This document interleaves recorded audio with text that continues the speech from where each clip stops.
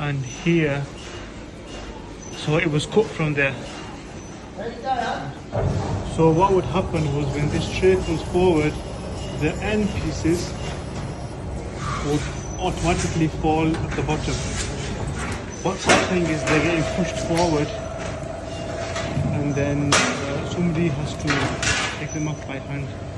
So in the previous machine there was gaps in the metal where the piece would just fall through. Obviously we can ask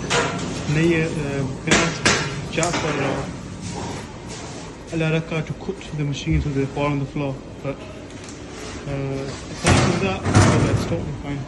It's working fine. Everybody else is working fine. The machine's running well. The sensor, what they're saying was, if there was a sensor here, that would make it easier. No, so if we had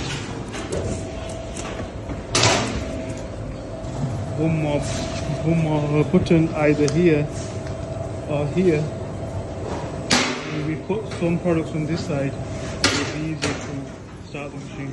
But apart from that, it's working fine at the moment. We did a very good job. Jamil doing really well with the machine. It's working really fine.